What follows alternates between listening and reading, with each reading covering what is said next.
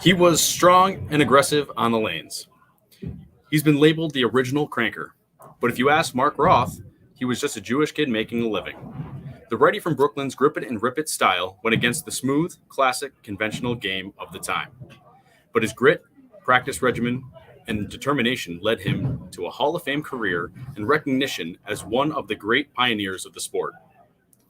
Mark achieved 34 titles, including a record 8 in one season, 4 PBA Player of the Year honors, including 3 in a row.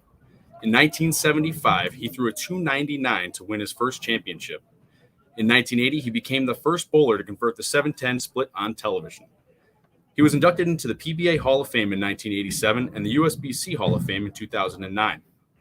In the early 2000s, the PBA held its plastic ball tournament in his honor, and the Roth-Holman Doubles tournament is a popular tour event to this day. Both Chad Murphy, the executive director of the USBC, and Tom Clark, the PBA Tour commissioner, described Mark as an icon, saying he revolutionized the sport as we know it today.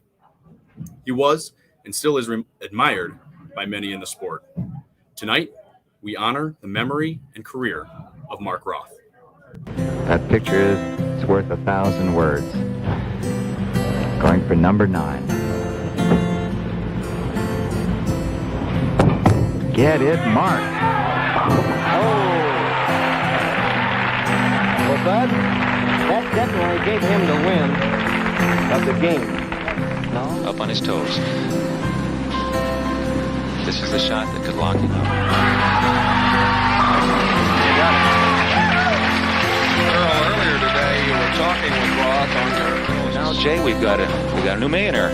We sure do. And right here, Roth, a freewheeler. Watch the wrist action here. You want to see some wrist for the money? This will be some whip on this one. There's fourth in this overall field. 33-year-old champion. He's won over $1 million. And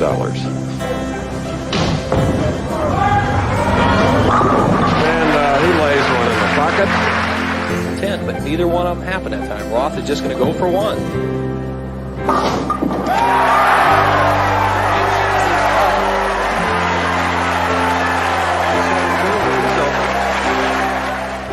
All that's left now is the icing on the cake. Mark Roth.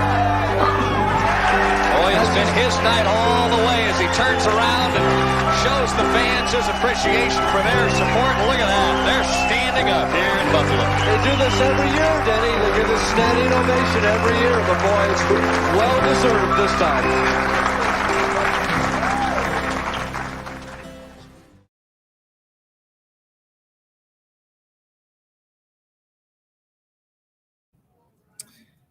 Hello and welcome to Down Lane Podcast. We are streaming live from the lab at Town and Country Lanes. I'm your host, Kyle Haines, and with me is the assistant to the host, Anthony Scaccia. Don't forget to like, subscribe, click the bell to get alerts from our channel, and share with your friends. You can listen on your favorite podcast outlet, and please give us a 5-star review. You can find us on Facebook, Instagram, Twitter, and email us at downlanepod@gmail.com. And don't forget, you can comment to us during the show. We will chat with you guys, take your questions live on air.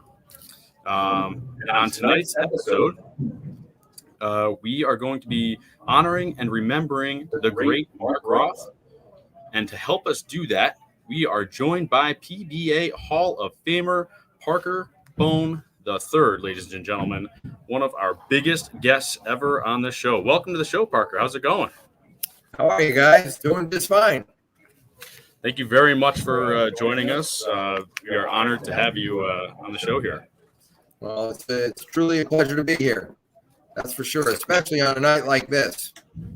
Yeah, it's could have been better circumstances, I suppose, but we are definitely grateful that you could be here to share some memories because we are a little bit younger, I guess you could say, so we don't have the memories. We could go through the videos and we could talk about it and analyze it and give our opinions on it, but that's worthless. So let's get we could ask a true legend and somebody that's actually bowled with the guy and shared some stories and probably other experiences with the guy, right? I'll say, let's just say I've got my fair share. So before we get into it real quick, we do, every week, if you're not familiar, which I wouldn't expect you to be, but every week we do a poll question. And this week's, poll question was, which was one of the more impressive Mark Roth accomplishments? Was it the 299 to win his first title, or was it the 710 conversion on television? So when we sent this out yesterday, the response was exactly 50-50 split from our viewers. So now I've got to ask Parker to be our tiebreaker and tell us what his opinion is on what his greater accomplishment of the 2 years, the 299 or the 710. Well, I think 299 on his first telecast has that puts a statement on where his career was going to go at that point. You know, the 710, let's face it, Mark Roth was one of the originators for throwing up hard and straight at one corner pin. And it was, I think, dumb luck because sometimes it is. But you don't plan on making the 710. But I can tell you right now, he was going to make the pin dance at the other end. It was just a matter of whether it was going to connect with the other one. Yeah, that's right. I couldn't agree more. I think putting 12 in the pocket was extremely impressive. One, in those days. Two, on your first win is just unbelievable. You're absolutely right. Exactly. And he did that multiple times on television. That is, at least more than once, anyway. Well, the second time that he bowled 299 on TV, he beat Chris Warren for the title during that telecast. But what you don't remember, you probably didn't realize this, he bowled against me the match before he bowled Chris Warren. That's right. That's right. He did. We may or may not have a video of that to bring up and show a little bit. You know? But speaking of 710 real quick, while you were, I can't remember if it just happened the other night. So you weren't back from, or you were already back from Dubai, excuse me, which, by the way, thanks for representing Team USA. That's pretty sweet. Little side note. If the people didn't know, Parker was out in Dubai representing Team USA in the Masters division. And Tom Hess won a gold medal. How did you bowl out there real quick? I didn't bowl bad. I just couldn't figure out how to get over the hump to, let me say, step onto that medal podium in a big way. You know, fortunately, standing tall, collecting a bronze in the mixed team event was pretty good. In the doubles, we actually led the doubles, Bob Learn and myself, but unfortunately, we couldn't win the couple of matches we needed to progress ourselves into the medal round. So on an overall basis, it wasn't terrible, but by no means was it the stellar performance that I would like to see. Right. But a performance nonetheless, right? Right. And you brought home a medal, which is more than, I would say, a high percentage of Americans and bowlers could say for themselves, right? Yeah. Everybody that went there representing Team USA walked away with the medal. It was just a matter of which one or how many. So speaking of 710, we just talked about that a minute ago. Jason Couch, just wanted to play this real quick because he literally just made a 710 days after Mark passed away at a team tournament. I forget where this was, but they just posted this on Twitter a day or two ago. Yesterday, maybe. One of our viewers shared this with us and told us that we had to show it with you guys on there. Another great lefty of the PBA here. That was a pretty cool pretty cool shot there. That is pretty amazing when you sit there and look at it. But I've always said he was one of the luckiest bowlers out there, and that just really proves the point. Wow. All right. I don't know if we should dive into that one. We got to stick with Mark Roth. All right. So let's get into it. So when's the last time you saw or spoke with Mark? The last time I would have saw Mark, oh my God, that would have been about a year and a half ago, right before COVID really kind of hit everybody. He was giving some lessons here locally. It might have been almost 2 years ago now. I'm sorry. He was giving some lessons here locally, and I had a chance to cross paths that we would actually converse for a couple of minutes there, and then he went on his way, and obviously I went on mine. And what kind of relationship did you guys have? Were you guys ever really close, or kind of more professional relationship? How were you guys outside of bowling? I'd say that, I know I just picked on Jason Couch for being one of the luckiest guys on the lane, but I feel like I was a very lucky young man growing up. The summer that I turned 17, it started out with Dave Davis and his wife teaching me the proper way how to bowl. But through being there and having lessons along the way, that's when I got introduced and actually met Mark Roth. So I met him for the first time when I was 17 years old. And needless to say, it was a friendship that just continued to grow, everlasting for an endless amount of time. And obviously out on tour, we shared many memories as well. Speaking of memories, I had this question, and actually one of our viewers, Mitch Young, wants to know, what was your maybe your favorite memory of Mark Roth? I know, right? There's some interesting ones for sure, but I will tell you this, probably one of my most cherished memories, and it really upset me in the beginning until I realized the moral of the story when it was all said and done. I was about 18 years old. I was practicing at the center, and Mark was going to come down one day and actually bowl with me. And he walked in the center, and I'm all set. My shoes are on, balls are on the rack. I've been bowling now for about an hour. And he goes, all right, go out there and throw me a double. Okay, I get out there, I throw a double. And with Mark, keep in mind, you just didn't put your ball in your hand and get out there and pencil in a double like that. If you left a spare, you better go out there and shoot the spare and make it too, because there was no such thing as hitting the reset button, especially when you're learning. So I throw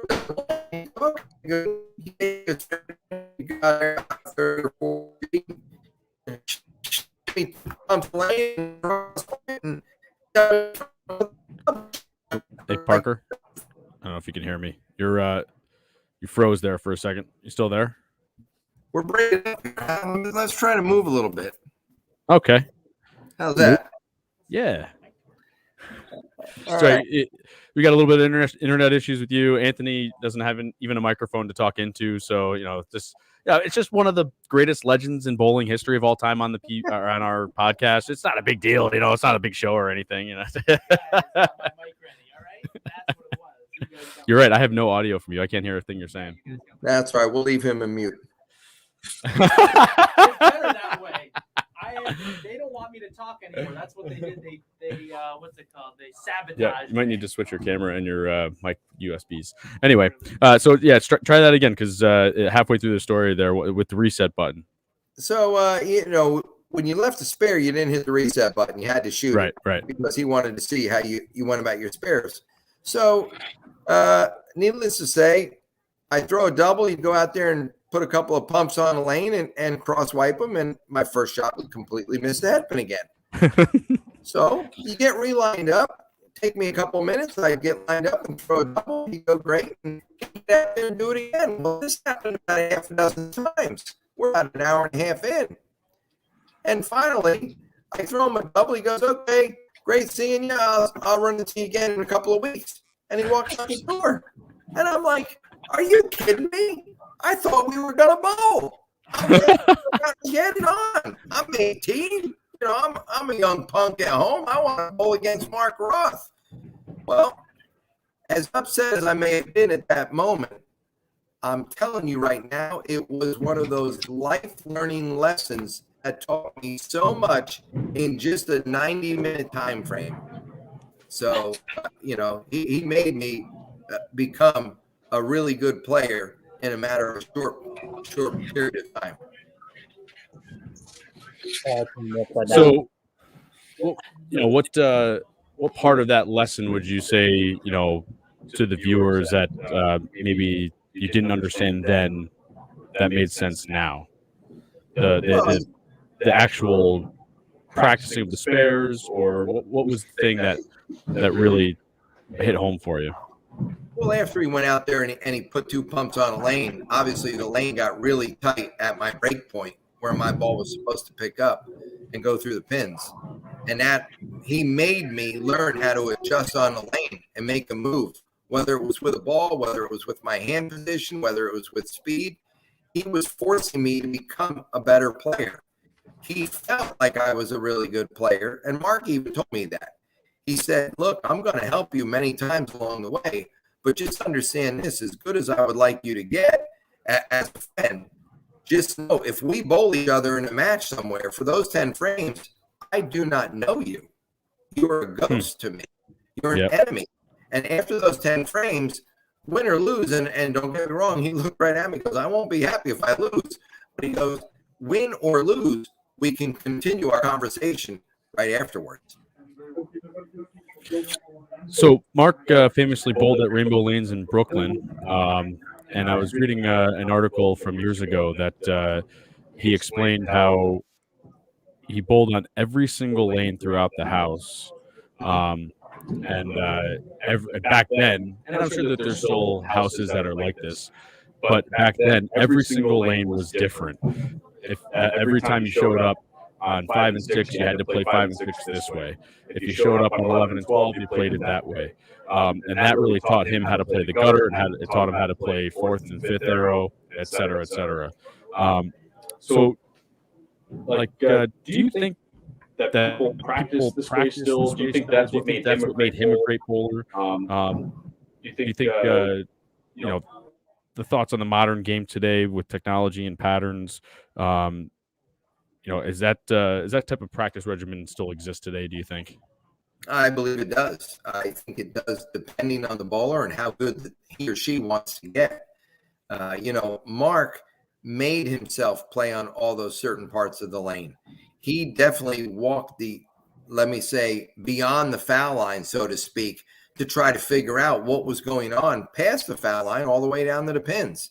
So whether it was playing the gutter or in the track area, which most players back in that time really played, or even getting deeper, the 4th or 5th arrow, which, in today's game, 4th or 5th arrow is really nothing. But he made himself play all facets of the game so that he understood it. And by all means, the records speak for themselves. He become one of the premier players. And speaking of the 4th and 5th arrow, he was obviously described as the original cranker. How do you think that he shaped the modern game? I mean, it seems pretty obvious. No one else was playing how he was playing the lanes in the 70s. Well, there's no question that he single-handedly revolutionized the sport of bowling. Not for you guys. You guys are a little bit young. But I'm going to look at anybody that's my era, my age. Anybody that's my age bracket that wanted to hook a bowling ball, they wanted to hook it because of what Mark Roth did on TV. And, the way that he made the ball go through the pins danced around, and they did things that nobody else at home could really do. And when you watch Mark, let me say, some of the TV shows back then compared to what some of these guys, some of the gals for that matter, can do with the bowling ball today, Mark Roth looks like he's throwing the ball pretty straight. But you have to keep in mind what he had to play with back then. Certainly was overwhelming what he did to the pins. Yeah, I mean, the lane surfaces were different. Obviously, the lane conditions with the quote-unquote patterns, if you will, the lane patterns were different. And the equipment as well. Oh my goodness, who was that? Was that Anthony? I think I'm back in on the show. I'm talking to Austin. We're working it out. You got it done. I'm not really sure what's going on. He's alive. I got a statement from Chad Murphy, and he said he was fun to watch as a kid and then intimidating to be on the same lanes in competition as a bowler. And later on, he always felt blessed to have the conversations he did with him personally because of the way he always was willing to engage. So what was it like? You had mentioned a little bit. What was it like growing up watching him and then being able to actually compete against him? Well, I mean, watching him bowl, he certainly was intimidating because the demeanor that he took on the lane, guys, I'm not going to sugarcoat it. I'm just going to tell you a fact. Second sucked. And the only other guy that really believed in that at that time was Earl Anthony. Okay. But Earl had more of a gentleman way of taking it, the approach that he took, where Mark took a little bit more of a demeanor approach, but it was just his forthright. It was where he grew up. It was Mark Roth from Brooklyn, for God's sakes. Earl Anthony didn't grow up there. So let's put Earl off to the side, and we're going to get right back to Mark here. He was a young man that grew up in Brooklyn, where let's say that back then when he grew up, it was survival of the fittest. And there's a lot of parts of Brooklyn that are so like that today, but he figured out what to do to allow himself to overcome any challenge that was going to get in his way. So was he a ruthless competitor when you had to bowl against him? Was he real quiet on the lanes? How was he as a competitor head to head? Like, was he like somebody that you felt real nervous to bowl against, or he just kept to himself? Well, yeah, I mean, he'd keep to himself a little bit, but when he got, needed it, he'd let you know, sure. And would unfold. You were Mark Roth. You were going to have to figure out how to bowl him, because you knew that he was going to hit the pocket 10 shots, and God forbid he missed the pocket, he was still going to fill frame. And I think he should have a minute ago with making a 7-10. Okay, anything was in play with Mark at any time. So you better make sure that you out-bowl him. And when they out-bowl him, let's face it, guys, you only have to bowl your opponent for the 10 frames that you're bowling in. You're bowling a one-game match. So when you look at that, you knew that he was going to bring everything to the table. Well, I'm going to tell you right now, you better make sure you bring everything to the table. Well, speaking of that, to bring up a specific match of bringing everything you can to the table. So I was watching the Buffalo Open last night, the 1987 Buffalo Open. Did you get down into a rabbit hole? That's much of a rabbit hole, but okay. I sat there and watched the whole match. Right. I want to be prepared for our show tonight. But if there's anything that's true, it's that one thing. Well, I guess neither of their games ever changed. But Parker, it's funny how like you could watch you from 1987, you could watch you from 1997, 2007, and it looks like you just throw it the same way every single time, which is obviously the mark of a professional. But the ball reaction almost looks the same. It goes down to 45 feet and makes a hard dart right. It's like it looks the same every single time. It's amazing. But all right, I'll stop fanboying now. But anyway, so I was watching the Open, and I wanted to kind of get a little bit of information about what was going on in your mind, if you can remember then, because even though Mark was amazing at his spares, and like you said, he would fill frames when he had to, or I mean, you always have to fill your frames, but in the fifth frame, you missed a 7-pin. Mm-hmm. And you were not missing anything. You were striking. You were making your spares. You were doing a great job, except you did have an Open later on. But tell us a little bit about that match and how it went, and what went through your head in that fifth frame. Did you think that you had a shot? Well, I mean, I certainly had a good look to the pocket. I mean, I remember the week I was bowling spectacular, and the only guy that really outbowled everybody was Chris Warren. He was literally in his own time zone somewhere else. But Mark did everything that he needed to do to hang in there and make the show. And once he got on the show, he kind of got dialed in. Obviously, like we just talked about, he bowled 299 earlier in that same telecast.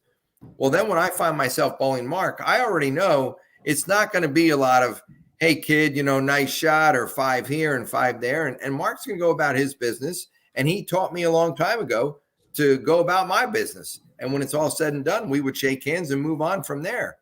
But missing the 7-pin was, let me say, the unfortunate circumstance. You did not want to give him an extra frame.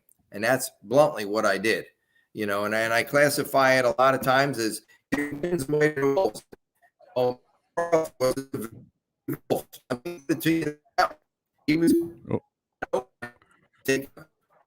and then I said, I know Mark needed a double to beat me. Well, telling Mark that he needs a double to beat somebody, you can pretty much pencil it in at that point.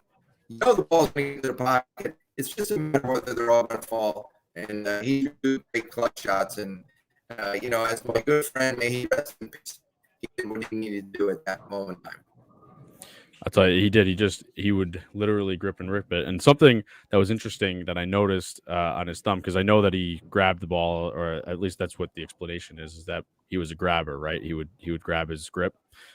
His thumb was like literally gauzed up and taped up. It looked like from the footage anyway. Do you recall that at all? He had more moments that were really ripped apart than others. There's no doubt there. I mean, it was very rarely that you've seen Mark bowl, let me say, an endless amount of shots without having skin patch or cut patch somewhere on his thumb at some time. And when I say skin patch, guys, I'm talking 3 or 4 patches could be on there easily. It looked like it went through a meat grinder, for God's sakes. But it didn't matter at that moment in time. Once he was patched up, he was ready to go, and he could bowl all day. That's just true grit right there. Yeah. I don't know. A lot of guys nowadays, you look, they got about 3 or 4 pieces of tape on their thumb, making sure that they don't rip. I know guys who don't bowl for weeks after they have a small rip on their hand. So it's crazy to hear that this, Mark would just patch it up.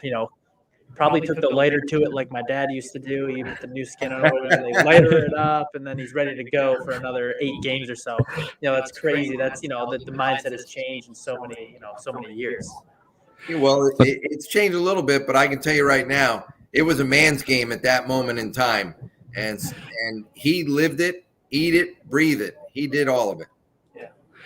Yeah. I mean, he still holds the record. He won 8 titles in 1 year. I mean, just imagine just the amount of bowling, the amount of striking and spare shooting. Just he had to have killed it that year to be able to shoot 8 title or win 8 titles in 1 year. I'd like to win 1. You'd like to have a chance at one. Right. Exactly. I'd like to have one chance. Never give up. That's right. So still sticking with the Buffalo Open, the 8th frame where that's where I think he went through the face and left a 4-6-10, if I remember correctly. And then it seemed like both of you lost the left lane. What happened in the 8th frame? What happened on that left lane? Because he got, in my opinion, even though he's one of the greatest bowlers of all time, it seemed like it just so happened he got lucky that he ended on the right lane, because the right lane was his good lane and the left lane went away for both of you. And I was just curious if you can recall what happened to that. I don't remember at that time what exactly had gone down or transpired, but I paid the maximum penalty by leaving a big split at that time, and splits are going to happen. They're part of the game, guys. But I still, if you want to look at it, and as much as I put it behind me at that moment in time, it still comes down to missing the 1-pin spare earlier in that game was my downfall. Exactly right. It came down to pin count. It really did.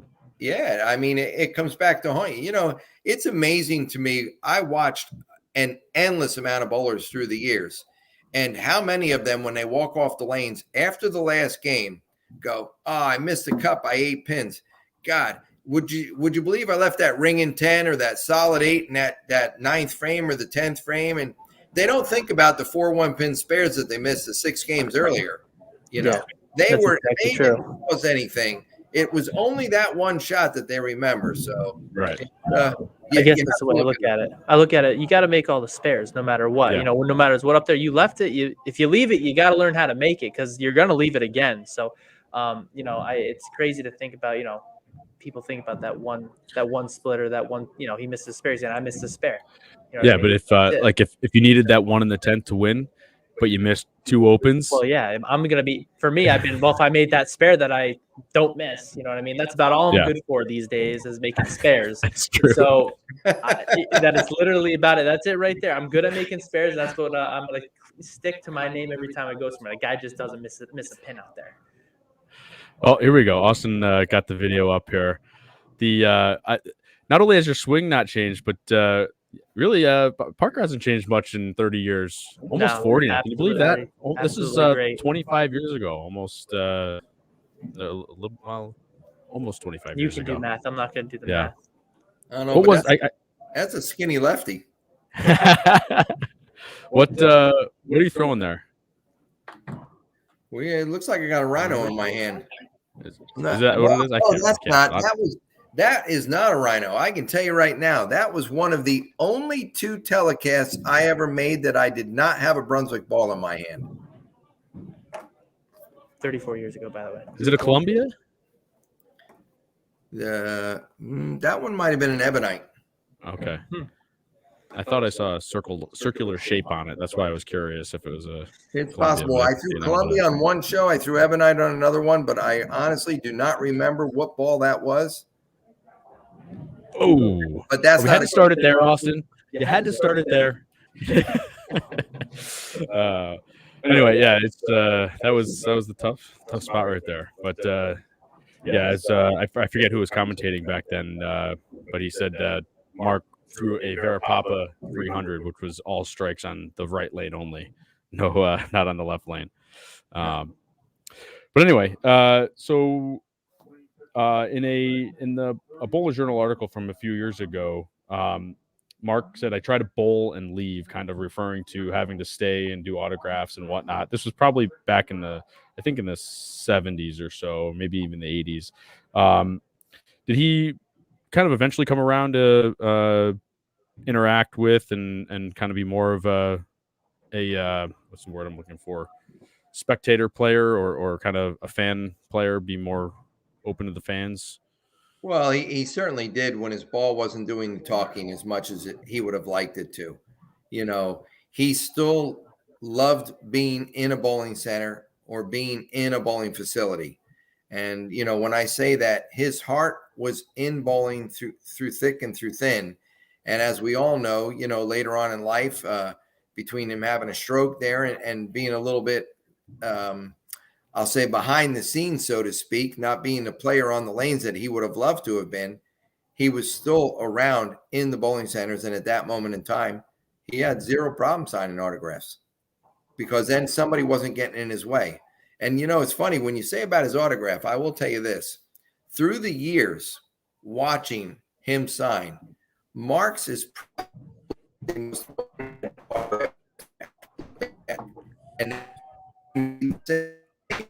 when he was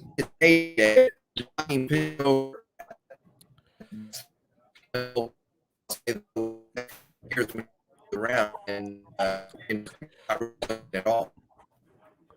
Parker, we lost you for right when you said through the years. Mark is. I don't know if we have you there again. Can restart that story because I'm sure we would want to hear it. Through the years, Mark's autograph is probably the one thing that is more prolific than anybody. It's never changed. It's never changed. Yeah. I mean, when he was bowling his best, his autograph, you could clearly understand or look at it and go, yep, that's Mark Roth.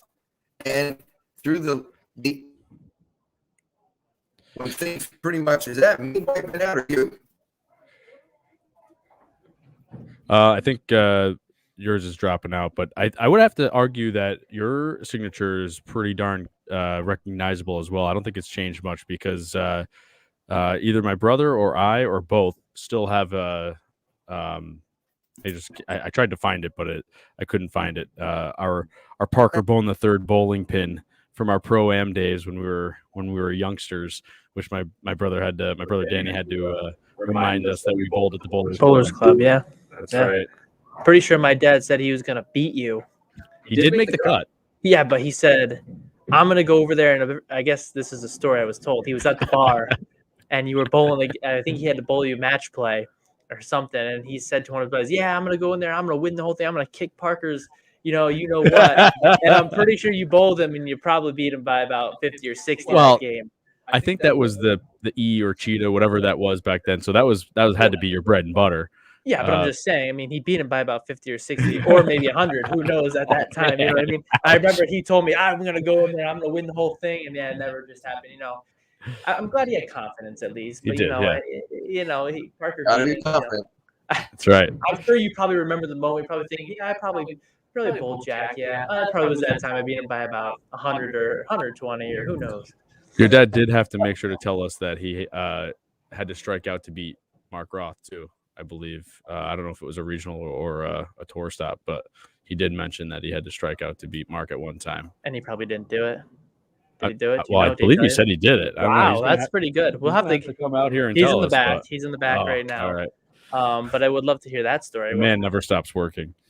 Yes. Yeah. But I bet you he moved on the last shot to make sure he didn't cross over. Probably. He always moves at the last game. Yeah, I got to throw one to win. And he goes, I moved 2 left just to make sure I didn't go high. Wash out. But Well, he avoided going high. Yeah, well, yeah, I mean, I guess so, but he didn't win. He's done that a few times, so I would not be surprised. Hopefully, he's on the show and he texts me and he's watching and says, "Hey, I actually." Yeah, usually he does. Yeah, he didn't do it this time, but he didn't go high. You are right, though. I'll remind him of that tonight. So Mark famously had the PBA plastic ball tournament in his name. I'm kind of curious. Was that for a reason? Did he have a feeling about the technology in the sport and the modern game? What are your thoughts on that and on the game today with all of the technology and the changes? Kind of 2 separate questions there. But if what were Mark's feelings on the technology? Is there a reason why it was specifically named after him for the plastic ball tournament? My guess would be because Mark had a lot of success with the Columbia Yellow Dot. Which was a plastic ball. And it wasn't just that. I mean, he threw a caramel white dot, obviously, plenty of times too. But if you look at his heyday, the high-end balls that we know today were not even thought about. They were insignificant. So you had Johnny Petraglia, the LT-48, and you had the yellow dot. You had white dots. Obviously, you would have had Brunswick Crown Jewels at that time. The bowling balls that we knew of back then were not endless. There was a very small amount. So when you look at some of the things that he accomplished and the titles that he acquired, they weren't with the balls that we use of today. So it was only fitting to make his name somewhat synonymous of the plastic ball tournament because, let's face it, Mark back then was one of the few guys, maybe one of the only guys that was going to get his ball to go through the pins and still make him dance. That's so true. Bring to the second part of that question. What are your thoughts on kind of the game today and the technology today? Not to steer it away from Mark here, but just while we have you locked in here, the technology and kind of using your words, the endless amount of bowling balls that we have and the endless amount of technology. Well, not endless amount of technology, but the technology that we have in our hands that we're able to utilize now. Well, I mean, let's go back yesteryear. You had wood lanes basically everywhere. You had lacquer on top of the lane. Okay. And then slowly things started to evolve. But for the most part, that was the way that bowling went. And there was very little oil on a lane. I mean, I believe that they say that it was 8 or 1/4 of what goes on a lane today when you sit there and look at it. So now the race starts to happen. And when I say the race, really it started to open up somewhere in the early 80s. Bowling balls or urethane balls came out. Okay. And when urethane balls started to come out, then it turned into resin bowling balls. And then lane surfaces started to enhance. AMF come out with their synthetics. Brunswick come out with their synthetics. Synthetics started to get harder and harder, and the level kept growing and growing. Well, guess what? Then the oils were down here. Now the oils start to get a little thicker and a little thicker, and the bowling balls continue to get stronger, and the lane surface gets harder. So there's so many things that kept changing, and even to this day, they're still changing. When you look at the amount of oil that goes onto a lane today, it's absolutely astonishing compared to what it was, let me say, back in the 70s when Mark Roth was that guy that was at the king of the top. Yeah, we did an episode last year about lane conditions and technology, and I think it was something as small as 7 milliliters of oil or something to that effect. We did run a tournament like that. I ran a few tournaments with only 8 milliliters of oil, and you could only use urethane or plastic. Yeah. Do you remember those? I don't think I could bowl then, but anyway. But yeah, and then but now Much it's different game. 25 up to upwards of 30, depending on what you're bowling on. Right. Yeah. So it's more than tripled the amount of oil. But obviously, like you said, the friction's a little bit different, and but yeah, I guess we're just curious. Is the technology, I don't know if the right word's out of control, or are the scores on the house shots out of control? Is it hurting the game or the sport? Is it hurting the professional side of the sport because the scores tonight in our house are on par with the scores on TV, so they think that they're kind of as good as the pros? Seems like you always circle back to this question, Kyle. I do, because it's important to me to get people's Well, opinion. I can tell you this: if the guys at home where you are right now think they're that good and they can compete with the guys on tour, all of the guys on tour are going like this. Tell them to come on out. They can join them. Their Yes. money's just as green as theirs, and they'll be happy to show them how to bowl. I do invite people to practice with us on sport shots on Wednesday night when they tell me, to try to deter them from saying they're that good. And a lot of them turn me down. Yeah. Which is fine, but at least I give them the opportunity to try. And I cannot believe you're going back to this question on this episode, Kyle. I'm sorry. bit upset. I'm sorry. I'll turn back. I'll circle back. Circle back. Now, Parker, I do have a question. Somebody did text me earlier today and said that, and I don't know if I missed it while I was playing with my mic or my camera here. Somebody said that Mark Roth helped you learn how to shoot your spares, throwing at them straight. Is that true? That's a fact. That is certainly a fact. Awesome. That is awesome. Now, is there any advice that he might have given you that maybe our average listener who is trying to learn how to throw at things straight, would give them that maybe he gave you? I guess, is that my question? Did I word it right? No. Well, you kept rambling on at the end. Anthony doesn't know how to do an interview, so my brain is what going. advice would you give to somebody that's trying to learn how to throw spares? I'm still thrown off from my camera, right? No, there was a guy a couple years prior to Mark that told me that I'd be a much better bowler when I learned how to go hard and straight at spares, and I didn't listen to him. And he's actually he was a very good friend of Mark's, because he only lived probably about 10 or 15 minutes from Mark. And then when I was 18, when Mark told me that same thing, as a kid, I had to take a step or two back and go, wait a minute here. Here's one of the greatest players, if not the greatest player ever to throw a bowling ball at that time, because it was only him and Earl. There was nobody else, if you want to look at the top of the heap.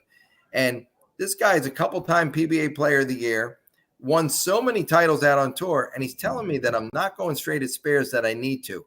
I better open up my ears and eyes and listen in and figure out how to make sure I can adapt to that.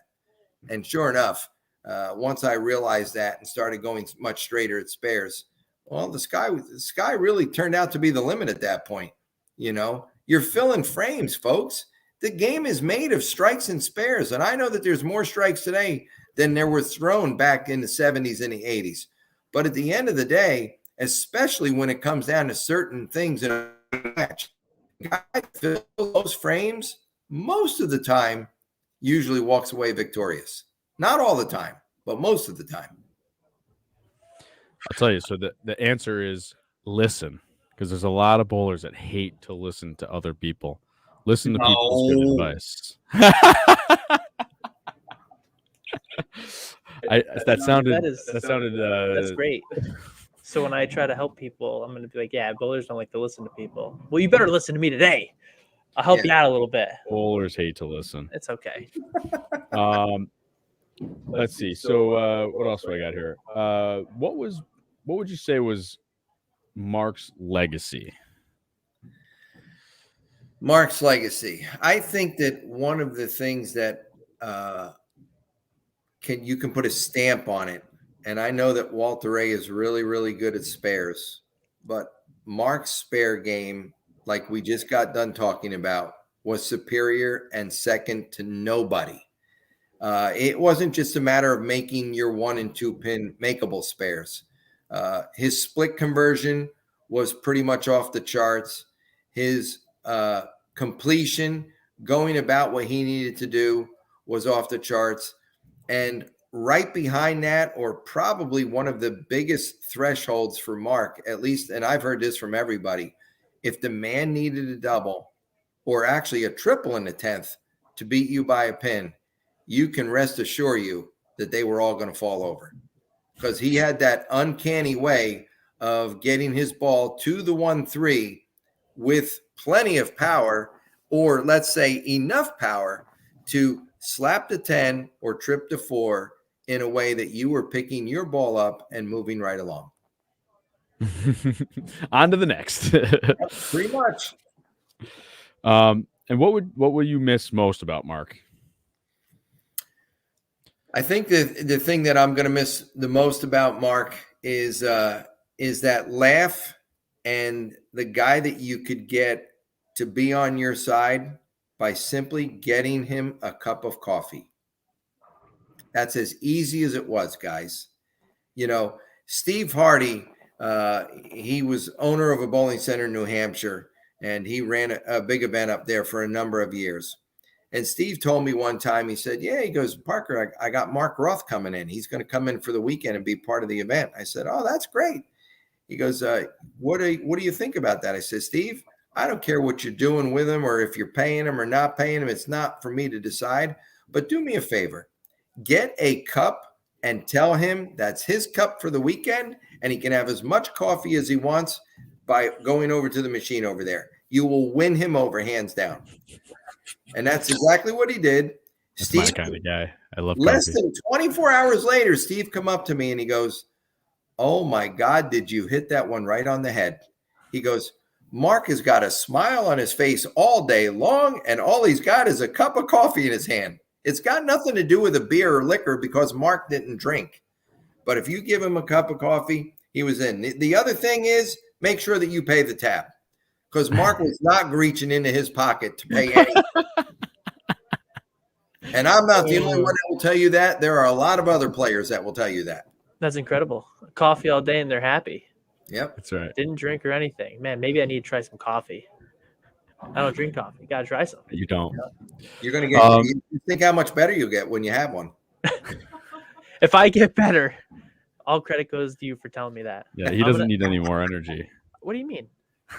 Never too much. You mind answering a couple of questions from our fans here? No. Not our fans. Your fans, our viewers. I'm sorry. I did not mean to. No, they're not our right. fans by any means. So Jack Papow. Hang on. I got to do this. Papow. All right. That's just our guy here. Jack Papow wants to know how has Mark Roth affected your life and your bowling game in general? Did his game motivate you to bowl better? Well, his game certainly would motivate you to bowl better. I mean, Mark brought energy, and his energy, if you utilized it in the proper way, it was going to energize you and try to make you elevate to a level that maybe you haven't been to before. I credit him with not only showing me how to go about making spares, but the friend that he had become with me in teaching me certain things on how to apply myself out on the lanes with certain things that were going on in certain situations. Obviously, by all means, I give Johnny Petraglia and Dave Davis the same credit, because all three of them were just icons in our sport. And I was the lucky kid that lived within 30 minutes of all three of those guys. Mitch Young wants to know, what are Parker's thoughts about the Purple Hammer? The Purple Hammer. Purple Hammer, it certainly has its place, guys. I couldn't put it in my hands for a number of years. Obviously, I can put it in my hands now. But I have to tell you, Parker can't strap on it the way that some of these young bucks can. And I'll start with my own two boys. My God, they hook circles around me, But when you it is unreal to watch them bowl. Yeah, their YouTube channel, they are phenomenal. I want to hit him in the head a couple of times. I got to be honest with you. I'm actually going to bowl my first adult tournament with one of my sons, Justin. Next week, we're going to bowl the holiday doubles, outskirts of St. Louis. We're teamed up together, and I'm looking forward to it. But the Purple Hammer, it does things on a lane that, well, let's say most urethanes don't. And I don't know the inner works of it. Obviously, I know that we make the ball itself, but it was designed way back in the day through Ebonite, and the people over there are what they have with it. But I'm going to tell you right now, it's a special piece. It's always in my bag when I think there's a place. I don't know why everybody is so up in arms about it, other than that they can't bowl against it and they're mad that other people score with it. But I'm sorry, it's not going anywhere, and I still keep it in my bag. So, Mitch Young also wants to go ahead. Yeah, you're right. Yep. Mitch Young wants to know also if Parker could only give one tip to a bowler, what would that one tip be over anything else? One tip, the biggest tip I try to tell anybody is just remember the word KISS. Keep it simple, stupid. I mean, it is that one word can go such a long, long way. If you have a game like Mark Roth did, which we know was uncanny, but it was powerful, it was energetic, it would make you at least open not one but both eyes when you watch his ball or heard his ball going through the pins.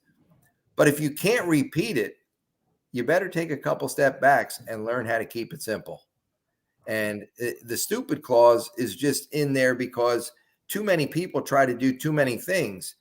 And if you're averaging 230 or 40 everywhere that you go, and you're in the top 5 in every tournament that you bowl in, keep doing whatever you're doing. It's not wrong. It's working out okay. But if not, take a couple steps back and realize what you're doing wrong and try to fix it. Danny Haines happens to be my brother.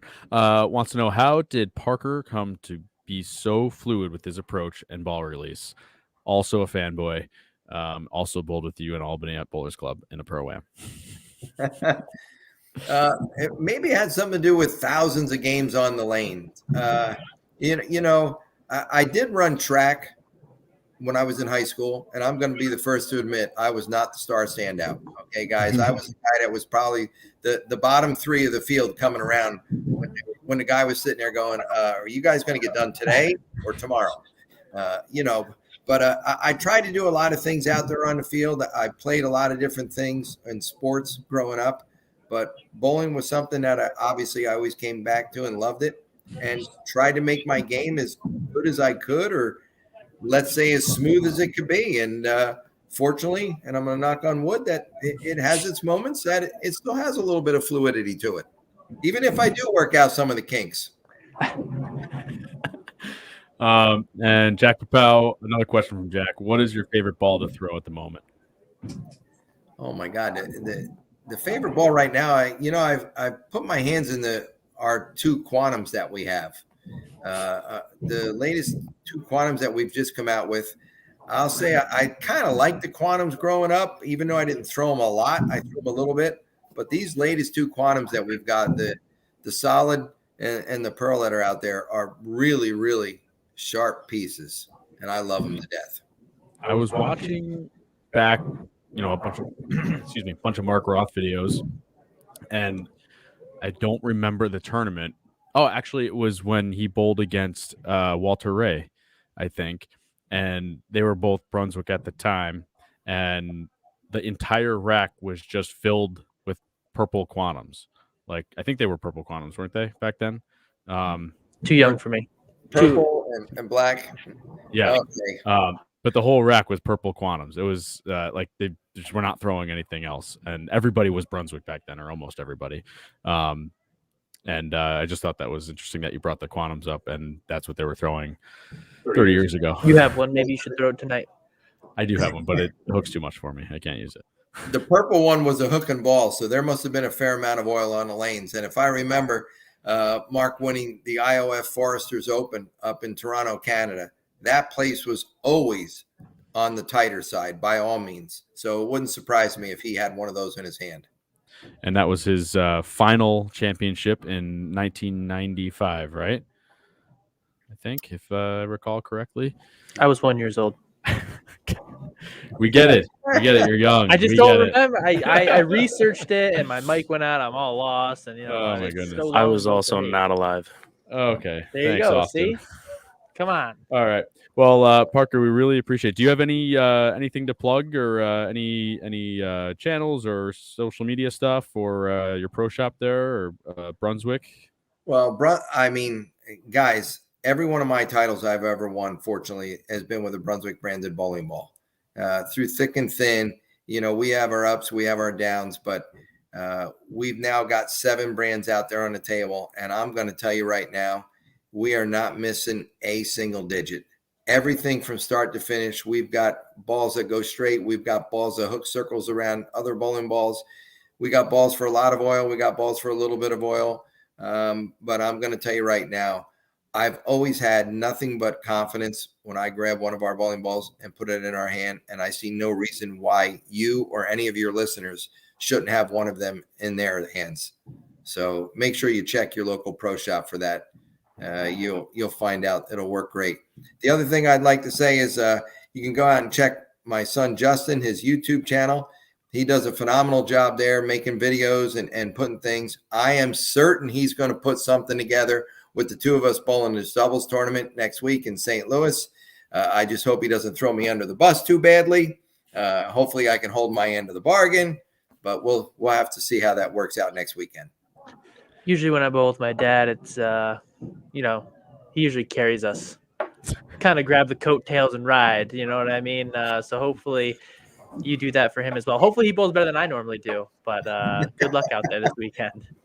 Yeah, good luck. Thank you so much for joining us, Parker. We really appreciate it.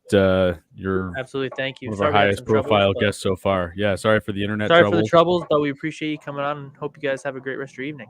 That's okay. I really appreciate you guys inviting me. And, I'm going to leave you here on one little funny story with Mark. Bring it. It's a true story because everybody in the bowling world, when it happened, listened in. In Showboat, he's walking the floor in Las Vegas. He finds a quarter. He goes over to the machine. He puts 1 in. He wins 2. He puts 2 in. He wins 4. He puts 4 in. And I'm going to ask you, what do you think his next wager was?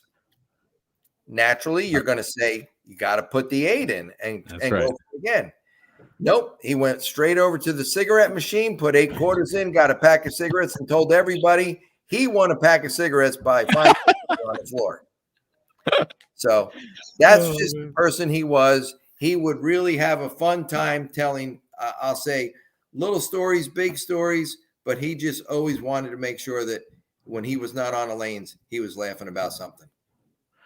That's awesome. Thank you so much, Parker. We really appreciate your history and your knowledge here because we couldn't have done it justice. So thank you very much for joining us tonight. All right, guys. Well, thanks for having me. All right. Have a great night. Take care. Take care. And for all your listeners, have a great holiday. You too. Bye-bye. Well, that was awesome. Yeah, it was good. It's great. I was frantically looking for I have no idea what happened. I was wondering why you were so quiet for like 15 minutes. Yeah, I'm sorry, folks. I let Kyle and Austin put my stuff together tonight. And, clearly you guys don't know what you're doing on my computer. No, sorry, we had to set up your computer for you. No, I just want to thank the listeners for tuning in tonight. I let Parker take the reins on this one because, and next week I'll be back full force. Make sure I set up my own computer next week. Sabotaged me. Oh, Mitch said, by the way, another podcast is putting teams together for the team tournament in Florida that Jason Couch was at for next year. Okay. Downlink should put a team together as well. 1 senior, 1 lady, Jack, Janelle, me, Kyle, Austin. Boom. Done and done. When is it? In the middle of my busy season? Kyle, you're taking some time off. Deal with it. Oh, okay. I'd like to thank Jack Powell for forgiving me tonight. I'd like to thank Parker for taking the time out of his night to deal with our shenanigans. Amateur shenanigans. Yeah. Yeah. I appreciate him. Great guy. Well, thanks guys for tuning in. It is time for us to go bowling. I apologize for the internet issues that we had with Parker. My microphone. And Anthony's lack of ability to do anything. Utilize technology. We need to get him some more ports. I don't think he has enough ports. He's only got 6 or 7. You know what? New computer. Another new computer. Sorry. I hope everybody had a nice Thanksgiving last week. But like I said, it's time for us to go bowling. So please like, subscribe, and share with your friends. Click that alert bell on YouTube. and subscribe button on YouTube. And that will help you get alerts from our channel. So when we're doing some other great shows, catch us on Facebook, Instagram, and Twitter. If you can't watch the show, you can always download it and listen from any major podcast outlet. And while you're doing that, please give us a 5-star review. If you'd like to make suggestions for the show, you can email us at downlanepod@gmail.com. And that's it. Thank you, Austin, the producer. Jack You're welcome. Proprietor of Town Country Lanes. And thank you, Anthony. Kind of. Thank you, Parker, for a great show. Thank you to my family, Stephanie, Zach, and Ethan. And ladies and gentlemen, we will see you next week. This is Downlane Podcast. That picture is worth 1,000 words. Going for number 9. Get it, Mark. Well, Bud, that definitely gave him the win of the game. No? Up on his toes. This is the shot that could lock him up. You got it. Earl, earlier today you were talking with Roth on your... Now, Jay, we got a new millionaire. We sure do. And Right here, Roth, a freewheeler. Watch the wrist action here. You want to see some risk for the money? There's to be some whip on this one. There's fourth in this overall field. 33-year-old champion. He's won over $1 million. And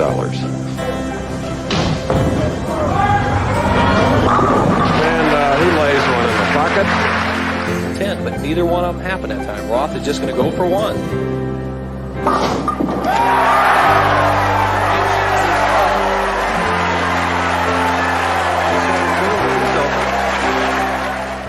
All that's left now is the icing on the cake. Mark Roth.